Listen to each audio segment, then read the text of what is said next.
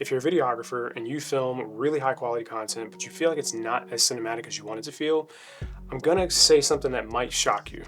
A lot of it doesn't actually have to do with the way that you're shooting. It has to do with your audio. Let me explain. What's going on, guys? Welcome back to the channel. So in today's video, we're gonna break down the difference between using a lavalier microphone and a XLR microphone. A lot of you that are getting started in the craft, you're probably wondering which one you should purchase. And I'm just gonna go ahead and say it. Most of you purchase those DJI and the Rode microphones that just attach and clip on. I don't recommend using those, and I'll explain further in depth why later in the video. So when it comes to the different types of microphones, the two most popular types that you want to be using for the majority of videography projects, especially paid projects, are going to be XLR microphones or using a lavalier microphone. Now, if you've used the DJI or the Rode systems, they are lavalier microphones, but I gotta say, I personally don't like them, not because of the way they function, sound quality, anything. It's because of their appearance. They are big, blocky squares. I mean, I have a pair right here that you can see me holding. That square, when it sits on your shirt, it is so distracting, and everyone knows that the audio is not coming from the camera that's recording. When someone knows where the audio is coming from, that kind of takes out some of the mystique. That makes things less cinematic. You know that the person planned for you to hear that video a certain way. The majority of times we see cinematic things like in movies, it appears to be that way and we don't suspect that there's extra lighting added, extra framing, anything like that. It just appears and we feel like we're a part of it. When we know the external things that are being introduced, it doesn't feel as polished, as cinematic as you want it to feel. So when it comes to XLR microphones, my favorite microphone, now I know it's a little pricey, but it's the Sennheiser MHK416. The 416 is an absolute workhorse of a microphone, and I have a video coming up later comparing the MHK416 to its much cheaper but almost equal quality MKE 600. Be sure to stay tuned to the channel for when that video drops. The MKH416 is what you're currently listening to, and the audio on this thing is absolutely mind-blowing. When you are in crowded spaces, when you are in spaces that are well treated, like the room I'm currently in, it just sounds great no matter where you are. And to show you guys, I want to go ahead and let you hear just some of the ambient background noise of this microphone here in a treated room.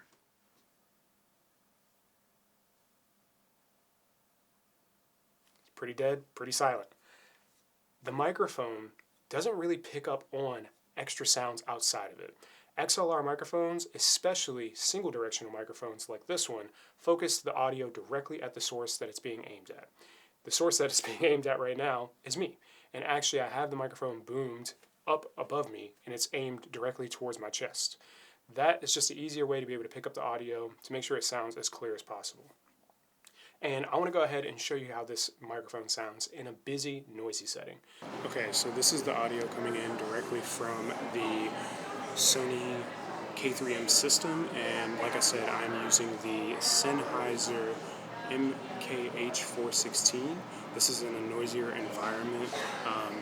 Yes, I cut off a little bit. I decided not to bring a full tripod setup to a coffee shop, but I wanted you to be able to hear what the microphone will sound like when it's pointed in one single direction in a coffee shop setting where there are other people talking, socializing, things like that, and how it actually blocks out sound behind the camera, to the right of the camera, to the left of the camera, all that type of stuff. So, as I said, this is the audio that is coming in right now from the Sony K3M system attached with the Sennheiser 416 microphone. And again, this is what you should expect from an XLR single directional microphone rather than something like a lavalier microphone that's multi-directional. Okay, so now you kind of have an idea of what this microphone sounds like in those types of settings. You know what it sounds like in a treated room, a more quiet setting, as well as in a busy setting. I want to go ahead and do the same exact thing with my favorite lavalier microphone. It's super popular, very cheap and affordable, and honestly, I was introduced into it because of wedding filmmaking. If you guys know Matt with Who Is Matt Johnson, he was the first person that produced a video that talks about this microphone, and it was actually before I was shooting content for weddings, for anything outside of just filming fitness content. P.S. if you don't know, that's how I got started. This microphone is absolutely amazing, and I want you guys just to hear some of the audio from it right now. So right now you're hearing audio coming from the Tascam DR10L. This is not the most up-to-date lavalier microphone. Tascam actually has a more later version of this lavalier microphone, but you can just hear already the sound quality that comes from this thing. It has a low-cut filter that's absolutely amazing and blocks out any additional sound that comes from like shirt ruffling or just anything rubbing up against the actual lavalier microphone in and of itself. Now, I'm using the stock microphone that comes with the Tascam DR10L, and I've been told that you can upgrade to something like the Sancos 11, which I think would be absolutely out of this world mind-blowing, combining these two back to back. And overall, the thing that I really love about this microphone is that it doesn't matter where you are when you're recording. You don't have to be close to the camera. If you've used those DJI or the Rode mics, you know that your signal starts to fade out the further away from the camera you get. With this, you actually have a micro SD in the actual Tascam DR10L recorder itself. So it records audio directly onto that micro SD, and then you sync that audio in post. When you sync that audio in post, sure, it might take a second or two, just lining up those waveforms. And if you are in a really noisy environment, as you'll see right here. Okay, and now you're hearing audio coming in from the Tascam DR10L. Again, still in the same exact environment, in a coffee shop where there are people socializing and talking nearby. Again, I did not bring my tripod, but I just wanted you to be able to hear the audio quality as it comes in. The lavalier is attached to my chest underneath my shirt. Again, if you're trying to make more cinematic video, you want to make sure that you're a little more inconspicuous with how you set things up.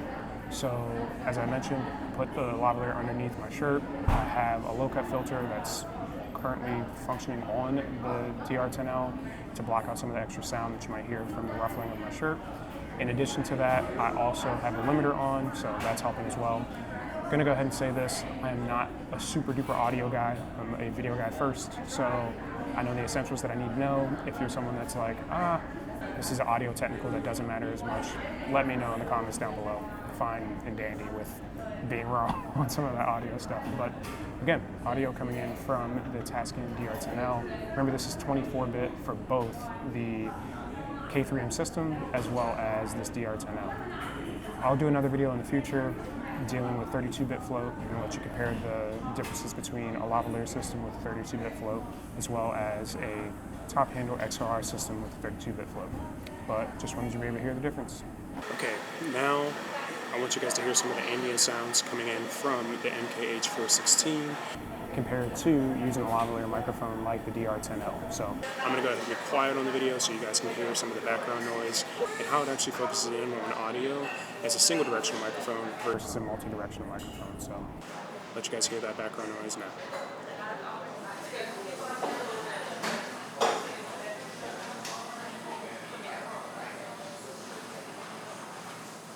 Let me know what you guys think.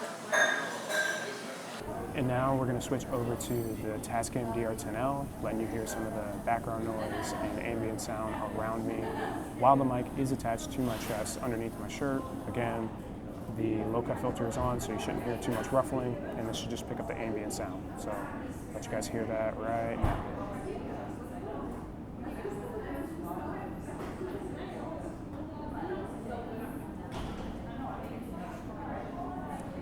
Let's jump back into the video. Let me know what you guys think in the comments down below, which one you prefer, and ultimately, if that would influence your buying decision, which one would make the most sense for the type of work that you do.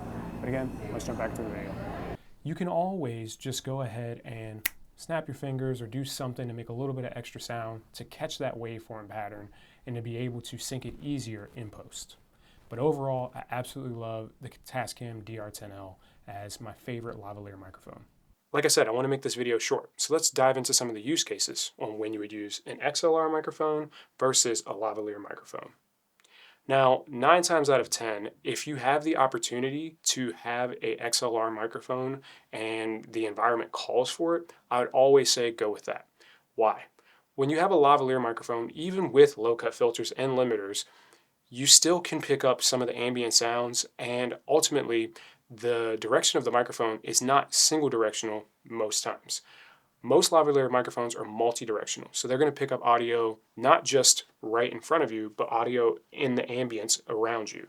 So even in a noisy environment, as you guys saw before and were able to hear, you do pick up really great quality audio directly from the lavalier microphone to the subject that is laved up, but you also pick up a lot of that ambient sound. When you're using an XLR microphone, you can actually boom it and get really close to your subject, a lot closer than most people would think.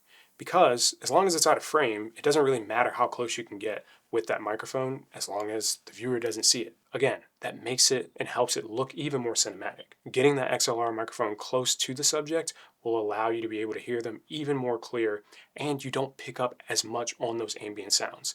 Single directional focuses the audio in one direction, a lot less in the other directions. And it has technology within it to block out some of the audio coming in from other directions. The other thing that I really like about it is that you don't have to worry about it being attached to you. There's no limiting of the way that you move. You don't have to move in a certain way to not accidentally knock it down.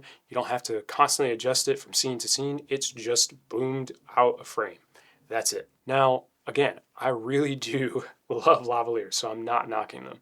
When you're in a noisy environment, when you're in an environment where maybe the subject is running in and out of frame, or they're going very far away from you and then walking towards you, that would be a really great time to use something like a lavalier microphone like the DR10L. Most people are probably familiar nowadays with 32-bit float, and while I think 32-bit float is amazing for being able to correct that audio in post, being able to bring up levels if things are too low, or being able to bring down levels if things are too high, a lot of times, unless your subject is blatantly yelling, using something like a 24-bit microphone is still a-okay. And honestly, I have a 32-bit float microphone, the Zoom F2. And 9 times out of 10, if I have to mic up a subject, I'm always going to go with that DR10L, which is the 24-bit, over that 32-bit float.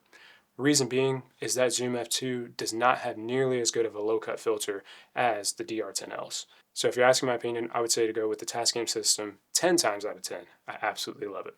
As you can tell, the clarity of both of these microphones are really, really good. A lot of times when I'm doing interviews with clients, I'm actually using both. I always like to double record audio in case one fails over the other. Right now I'm using the Sony K3M system in order to use the XLR from the 416 directly into the camera. Basically what that means is that it's recording the audio into the same memory card that is recording video. So I don't have to worry about separate files in post. It's right there, ready to go. While that's cool, there are times still when the microphone might fail or when something can happen. So doubling up is always a really good thing. When you're in a setting like podcasts, I think that you're going to benefit more from XLR microphones. And if you think about podcasts, almost every time we're watching them, we actually see the microphone in the actual shot. Am I a super fan of that? Actually, no. I think, again, it adds to the mystique to not know where the microphone is and helps things look more cinematic over time. Back to the original point, and to make this video still nice and short, if you want your video quality to be more cinematic, you also need to make sure that you have great sounding audio and make sure that that is cinematic. You can also do really cool things, not just recording your subject's voice when you're using lavalier or XLR microphones. You can go ahead and you can plan in capturing onomatopoeia sounds that add to the overall ambience of what you're recording and help further develop whatever it is that you want your viewer to feel. So again, wanted to make this video nice and short. I would give you guys a sponsor of this video, but there is no sponsor. I do recommend a few different audio platforms that I'll talk about in a later video, but for now, just wanted to talk about the different types of audio that you would most benefit from when it comes to filming yourself or with clients. If you found this video helpful, be sure to leave a comment down below. Let me know what you want me to cover next. If you liked the video, be sure to like it. Anyways, I'll catch you guys in the next one. Peace.